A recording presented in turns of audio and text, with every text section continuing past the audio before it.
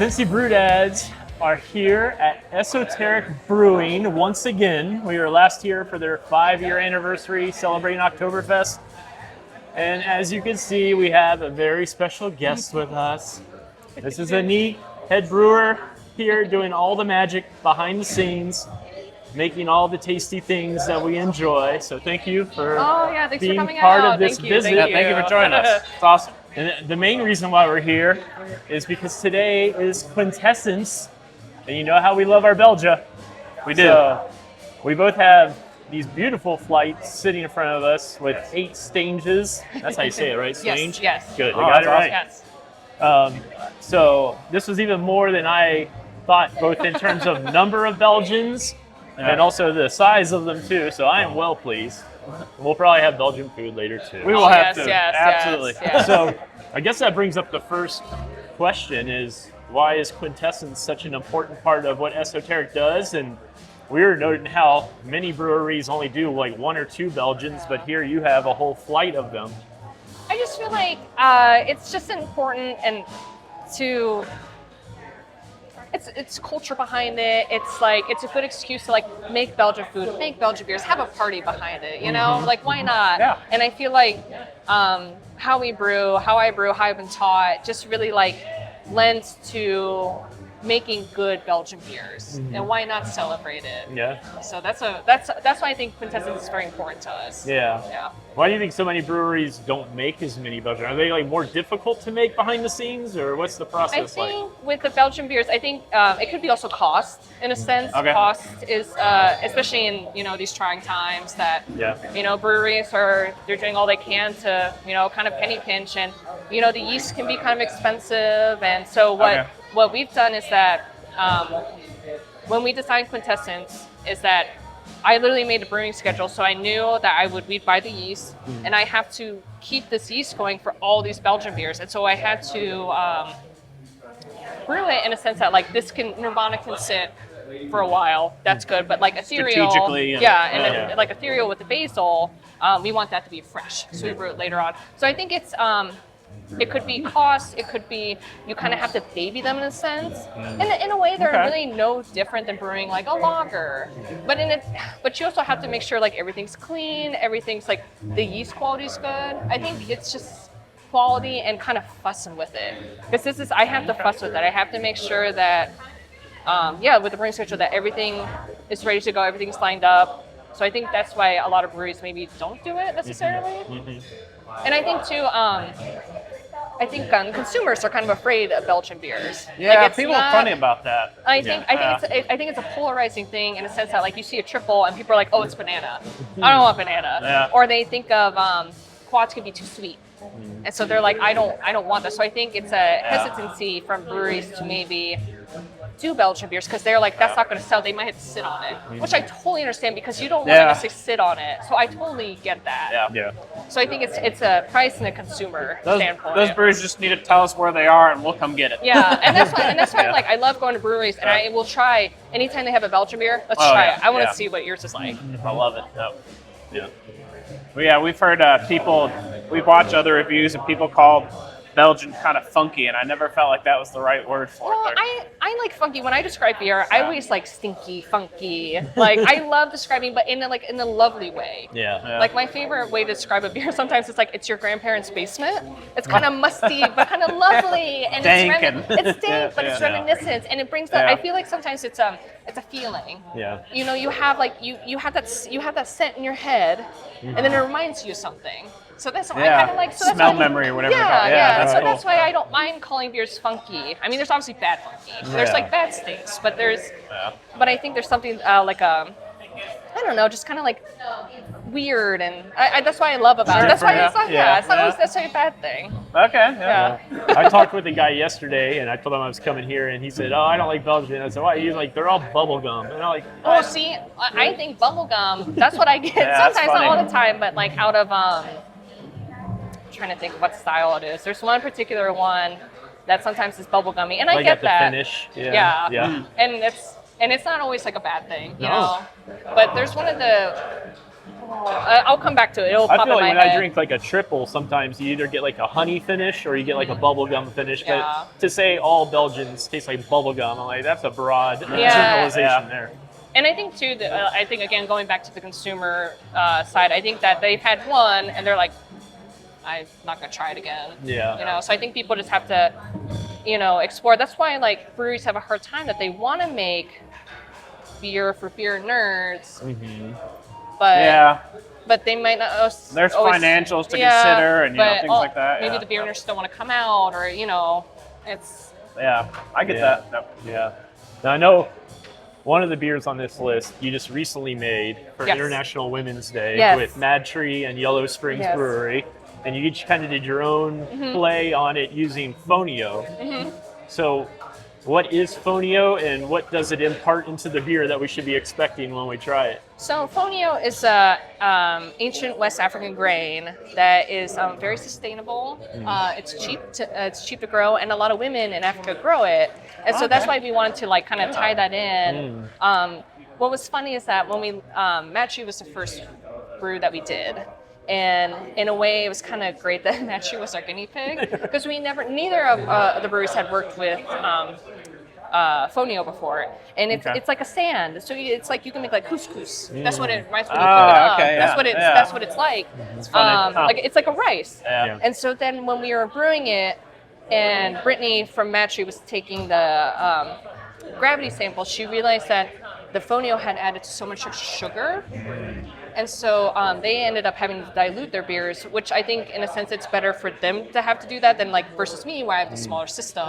And so then I immediately texted Brian. I was like, "We need to adjust this on our recipe," because that's my process of still being head brewer, still learning how to develop recipes. And so this is my practice with doing the Fonio.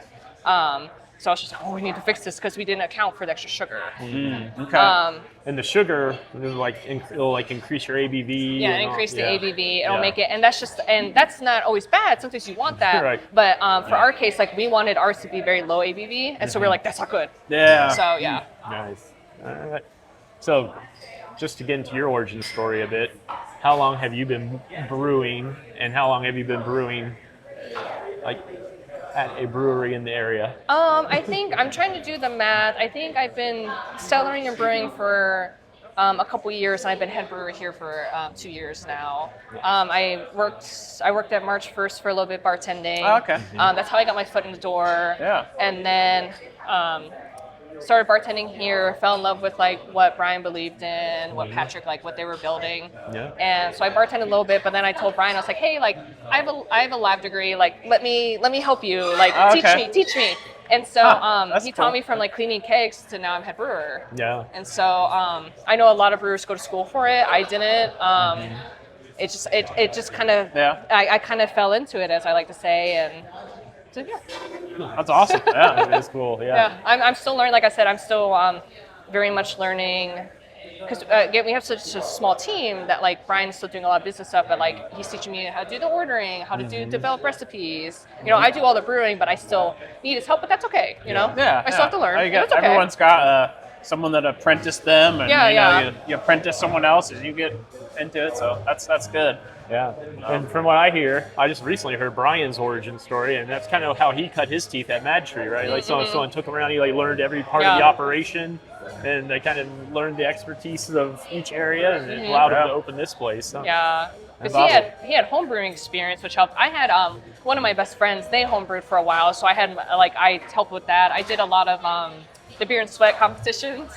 I would help judge that for a while. So we've been invited to that this year, by the way. Oh, nice! All right. You guys have never gone. It was a fun time. We went before COVID and all that, and we did some judging, and it was a good time to like get our put our feet in the water and whatnot. And you should go if you can. Yeah. Well, when I was invited, I was like beer and sweat, and then they told me what it was. Like, oh, okay, that's it. Like that combination doesn't sound too good. Yeah, you just picture like a packed area and it's really hot. Yeah. I mean, it might be. Could be. It's like in a brew house. Yeah. Yeah.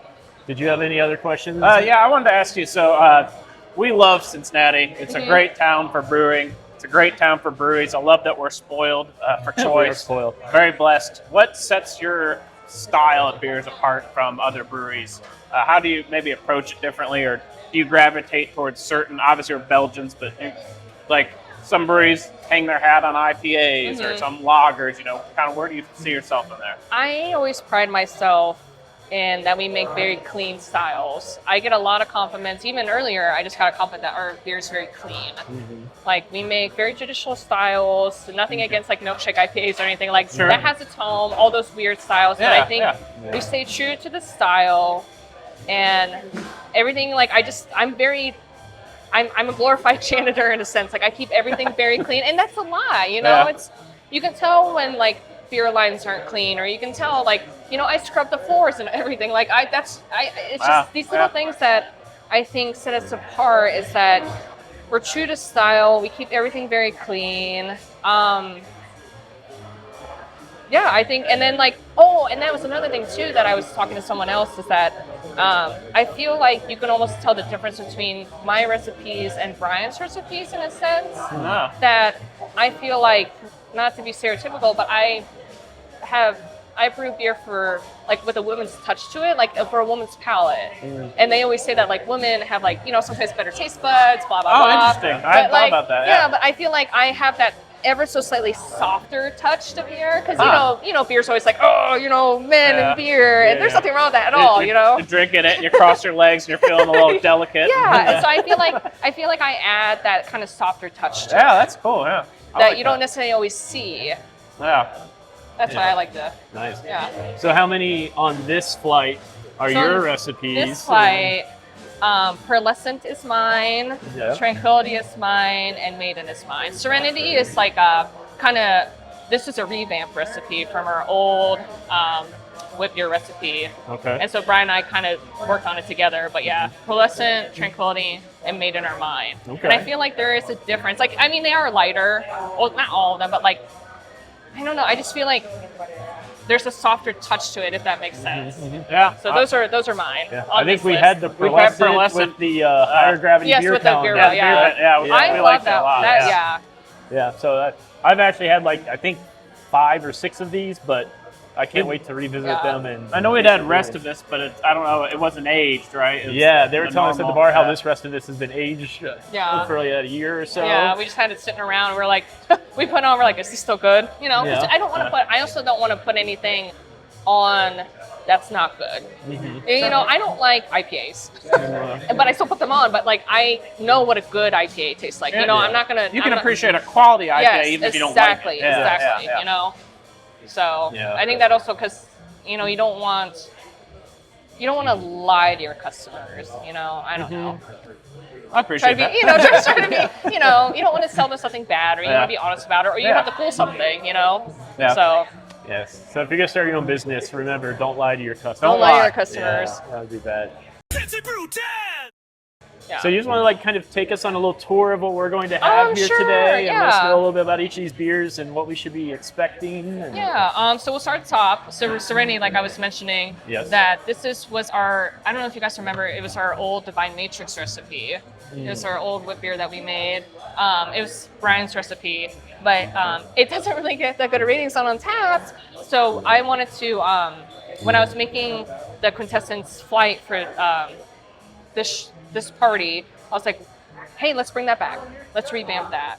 And so that's the revamping of it. And I think it's pretty good. There's a little tweaking I want to do on it, but I think it's really easy drinking, and people seem to like it so far. And so so that's the first one on the flight. I guess it depends. I'm just going off of the menu.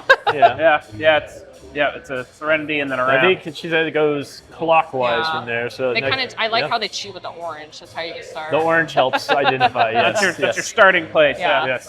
You want to try it then? Should we take a sip? You guys want to take a sip? We take a sip, and we'll keep the rest for later. Yeah. That's fine. I know when we started doing these last year, I mean, they sell pretty well. I mean, it's a lot of beer for one person. Yeah. But it is. We're going to space this out. I know. Yes, you have to get some food. Our chef is... We're getting some Belgian food, definitely. It's been really nice to have like our own food and whatnot. Our partnership with Decibel is really nice to have for what it was, but I'm glad that we have it in-house. And I like that, yeah. I like how the coriander really comes through. Yeah, and it doesn't hide behind anything. It's wheat. It's very citrusy and refreshing. Yeah. Good. That's nice. Yeah. And so then next we have Ethereal. That's one of Brian's recipes. This is like a crowd favorite. This is a stinky beer to me. This is a stinky beer because it's got that basil. Yeah. It's very like, and I always say stinky too because like we will fill a keg. It's an open keg. Oh, I smell the basil. Yeah, super stinky. And you fill a keg, and you will add the fresh basil, like literally fresh basil, and then we soak about a keg's worth of the base Belgian blonde, let that sit overnight, and then we'll shoot it back into the bright tank. That's how we get the flavor. But then what people don't see behind the scenes is that I have to clean that keg. And so there's all this the basil leaves in wet, it. gross, Mucky, warm, mucky basil that I have to pull out. Delicious. And I think about this every time because this is one of our best sellers when it comes around because we do about once a year. Okay. And I'm just like, this is for you guys. It's a labor of love. I'm pulling this out. It's so gross. Yeah. Then you don't eat Italian for like 3 weeks after, right? You can stay away. It's so stinky. Yeah. All right. Oh, wow. Yeah. And I don't usually like basil, but I like the basil. Like I like how the basil is in this. It feels like it gets it like a really bright, lively flavor. Yeah. Yeah, and it's what 5.9%. So a little like good. It's got good body to it. You can have like a couple. You're not gonna like. Yeah, and then the sweetness kind of at the end. Yeah, the sweet definitely honey. helps. I Yeah, thought it was I gonna be like like that. real savory and all that, but, but actually So for a while That's nice. at the beginning, we would do the Belgian blonde, and then we would have the one with basil. Like we'd have them both on draft, but then in the end, the basil one. Excuse me, Yeah. was the one that's sold. So we just do just the basil. That makes sense. Yeah, that's awesome. If we had more tap lines, we could add without it, but we had to take beers off for today, so save space. Yeah. Right, and then the next one, that's my Perlescent. recipe for lesson. I Yeah. brewed this for the higher gravity beer event calendar. Yep. We liked it. I remember that one. Yeah. Yeah. I'm really happy. It's really easy drinking, but it's 7.8%, so I had to like go easy on it. That's pretty high for a double, I isn't know. it? I think it's a little high. Yeah. Because usually you think about around 8% is when you start getting like triple territory Yeah. almost, but I mean, we're not that's- complaining. We have never complained Yeah. about high ABVs. Yeah, no, No. But that's why like some of my staff was concerned that people would like think this and Tranquility is too similar, but I was like, nah, they're different enough. Wow. There's different notes to it. That's so good. Because I think this one's not as sweet when we hit Tranquility. I think this one's not as sweet. I definitely pick up the floral note, and there's that little spice in there, like it says. Yeah. It's very enjoyable.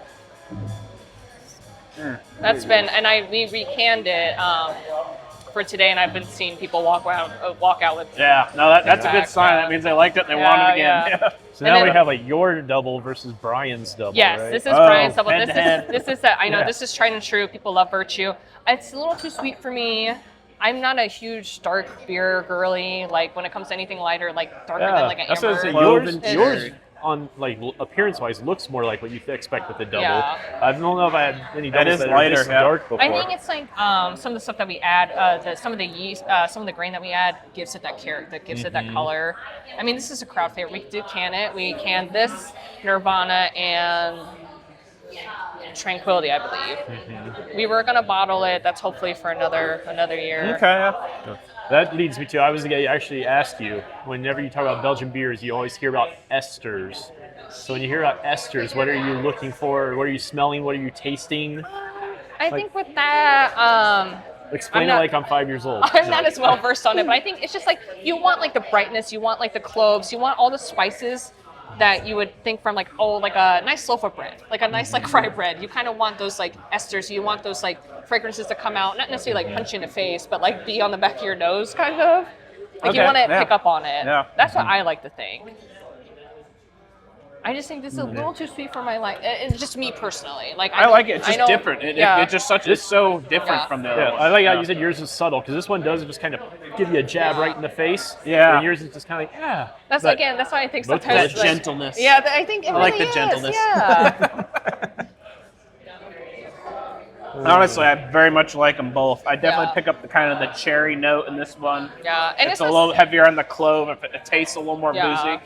It's not saying that like women can't make like strong beer, because I love making strong beer. It's just like, I think it's just the way that I've been brewing now. I think that's what my beers kind of come out to be. You know? Oh, you got a style, and you're gonna go do your style. And Right? sometimes, no matter what your ABV is, it's kind of just like the journey it takes your tongue on. Like, is it like aggressive, or is it all just kind of like working together well? And And then next is one of my favorites. She's Tranquility. I love her. She's one of our top rated beers. I do love a triple. That's why we canned it. We tapped her yesterday, and I was like, where is she? I want some of her. And So this was just tapped yesterday? Yes. Wow. I brewed it, again, on my brewing schedule. It's actually been sitting for a little bit, because it could sit a little bit, it's fine. But we just tapped it. I pick up the banana, the scent. And that's, again, I think people worry that it's going to be either too honey, too banana-y, too clovey. And I think I really hit like the perfect balance of like you pick up all that, but it's not like bananas. You don't feel like you're drinking like a Hefeweizen or anything. And nothing wrong. We always joke, brewers always joke that Hefeweizens are banana water, but that's why we love Hefeweizen. Banana water. I love a Hefeweizen. Banana water. Someone should call their Hefe banana water. I would love it. That would be awesome. In another world, like if I could truly name our beers, we have very classy names. I come up with my names for my beers are very stupid, and that's banana water. So they're banana. So that's what I put. That's what I would call it. That's awesome. I like that. Banana water. Banana water. This is the marketing names. This is my names that I come up with. Yeah. We may have just named our episode here. Banana water. Banana is the water. name of the episode. Yeah. We always have like a subtitle to our episodes. That could be. It's a little tag. Yeah. And then we have Nirvana, tried and true. Also, nice Brian's dark beer. Brian's recipe. Probably one of our heaviest beers that we make. I like her because she's sweet. Mm-hmm. Not too sweet, not too stupid. Because I feel like when you try other quads, that's why people don't want quads, because they feel like it's too syrupy, too heavy. I've found that to be true sometimes. Yeah, there can be a weight to them. Yeah. Again, that's why I think in general I like triples the best, because I feel like I've had the most like consistency with triples. Whereas quads, you're like, which kind of quad am I going to get here? Yeah, are you going to get raisin? Are you going to get like raisin bran? Or are you going to get booze? or booze? Well, we have had a quad where I like a boozy beer, but the booze overwhelms the flavor, and then you're like, oh, that was too much, That's why sometimes I feel like how good is your beer? Like, you brewed this base, and then you're putting stuff on top of it. Yeah. What are you hiding? Mm. That's what I always think. Yeah, that makes sense. No. Yeah. No, that's good. I like that for sure. That's good. And then what we have, Restivus next. Restivus. Our choke beer, not choke beer, but like, the Restivus that it's a Seinfeld. Yeah, Festivus for the Restivus or something. Yeah. But we've been brewing it for a couple years now. People like it. It's a real hit. Nice I do not like Thank you. It's not I don't like spice beers. I can't stand them. Oh, People really? like them. Yeah. I'm just not. I do, but I like them more in the winter. Yeah. Like, we're still in an okay time, but you hit like November, December. Yeah. Give me a spice beer. I brew it because people like it, Yeah. and I, even if I'm not going to drink it, I'm going to make sure it's still true to like quality and all that, and Do you just not like the flavor of a spice beer, or do you feel like in some ways people are cheating when they do a spice beer to cover stuff? Also true, but no, I just don't. Me personally, I just don't like the spices. I won't even eat a cinnamon roll. I just don't like, I we just love don't. cinnamon. Yeah. That's where we diverge. No. I'm a sucker for cinnamon. Yeah. So I think with like cinnamon and like the winter ales, I feel like those you can't necessarily hide as well. It's when you make like the pastry stouts and stuff like that. Like that's when sometimes but like but even so, you can still make your beer too potpourri-ish. That's true. That's true. We've had some of those. It's a careful balance of spices, because spices are difficult in a sense that you want to let the beer steep enough time, but then there's a point that like it starts just getting insipid, and like that's no good. So it's like that perfect balance. Right. So I think we've hit it pretty good. People seem like it. It sells well. Agreed. If it doesn't sell well, I don't brew it again. Well, Yeah, right. You don't want to brew things people don't want. Yeah. It makes sense. So. All right. And then Maiden is the our collab with Yellow Springs and Mad Tree. I think it's one of the better beers I've brewed in a while. I really like it. I really. Oh wow! It's got a hits you on the nose for sure. I like that. Again, a little funky. Yeah, there's a funk, Yeah. like funky floral. So, That's Yeah. exactly what I was so thinking. we use the Norwegian yeast, and so what we do every March for Women's History Month, we make our Valkyrie beer, our Valkyrie Norwegian IPA. Yep. And so to save money, we we decided to make a Norwegian farmhouse ale. It's like something kind of like a spotted cow in a sense, and we grabbed a 5-barrel batch of the yeast. It's like cuts the yeast price in half. And then I brewed this, I grew it, cropped it, and then I put it into the IPA. Oh, wow. And so we Yeah, got I saw 2 you had beers a out of- Norwegian IPA. Yeah. I So that's the same don't think I've year. ever Yeah, had that's a the same. Norwegian IPA. Yeah. That's cool. And This so- is really good. Yeah, I really like it. I think it's a little sweet. It's easy drinking. Yeah. It's only 5%. So I taste the grain in there. I like that what the grain's doing in there. yeah, I'm very happy with it. I think it's very well balanced. Fantastic. A Yeah. little funky, a little sweet. I definitely yeah. think the funky adjective you Yeah, could yeah. apply to this. Yeah. one, It's a 'cause good funky. You're like, oh, that's what funky tastes It is like. a good funky. That's the good funky Yeah, right that's there. a good funk. Yeah, There's yeah. good funk, bad funk, you know. Yep. Oh, That's what I'm drinking right Good now. funk. That might be the part of the subtitle too. Good funk. Good funk. Yeah. So, I was going to ask you then, of all these, as the brewer, do you play favorite? Do you have a favorite? Can you pick a favorite child? Oh, I have a Or- favorite child. And what's your That's favorite easy. child? My favorite, well, I guess between two, it's probably Tranquility and Maiden. Okay. On Okay. this list, I'm trying to think on our normal tap list. If we're looking at our whole tap list, I'm also very biased of the Walnut Hills Lager. Okay. That was my recipe. It's a Japanese rice lager, and I wanted to pay homage to like my Japanese heritage. Yeah, that's awesome. And also too, going again from a business side, is that with tariffs and all this yada yada going on, a lot of places weren't able to get their Japanese imports. So it's like, hey, why don't we fill that market? You know, people can't get Sapporo, they can't get Asahi. So I was like, Yeah. why don't we brew a rice lager to fill that niche? And it's our lightest beer that we have, and I think that also helps too because we get a lot of. We're still kind of a destination brewery, so we get a lot of first timers in here, and and a lot of people just want something really easy drinking. That's what we could give them. Yeah, someone comes up bar like, "What's the closest thing you got to Bud Light?" I mean, in the end, that's kind of what we had to do, Yeah. and that's what I want to cater to all drinkers. Yes. And so I'm also very proud of that one. Yeah. And also, it seems like every Cincinnati brewery has some sort of a light lager of some sort now. It's because the market is kind of going that way too. It really is. It's very health conscious, as they should. Like, I mean, drinking is drinking. It's everything in moderation, right? Everything in we don't drink moderation, every yeah. day, you know, but Yeah. we drink and we enjoy what we do. That's why I like, and it was also tough too. Is I always try to have like kind of one of everything on the list. Yeah. But it's tough that like I want to have stout all year round. If people say they want stouts, but it's not pushing, I can't have it on. You know. It's Yeah. tough. So, For us, we feel like we kind of use October to March as our stout time. So Yeah. we're like, oh, March is almost over. We got a got few a few stouts left we to need drink. get through. Yeah. Not that we won't drink a stout, but Right. No, we no, do 'cause feel we're- like beer is very seasonal. Yeah, like we leaning are into kind of that. seasonal at beer. Yeah. Yeah. We were So- drinking some special stouts at Street Side in August last year, so Nice. Yeah, that's true. it happens. That's true. But there are exceptions. Yeah. Oh yeah, I was gonna tell her we also on for St. Patrick's Day we tried Iris and we reviewed that on our lovely. channel. Okay, cool. Yeah, Yeah. We both Great. really enjoyed Yeah. that. It was a great Irish Yeah. red. Yeah. Always a Very crowd good. favorite. Yeah. Even on St. Patrick's Day, I even put a little Irish whiskey in it too, just to see what that would do, and it worked very well. Oh, interesting. So- Nice. Why not? I mean, Yeah, why not? I was like, Yeah, you know. these go Yeah. together, right? Yeah. And I was like, all right. Yeah. So, yeah, this is great. We thank you so much. Oh, yeah, thank you for spending time no with us. problem. No, this is great. Thank you for coming Part of out. your day, yeah. I'm glad, I'm glad people come out and just celebrate with us and get to. This is why I love brewing. I love my job because I love being able to. I made this and people can enjoy it. Yeah. And I just love having Yeah. my friends are here, my family's here, and it's just great that people Yeah. come out and they're just have a pint, have some food.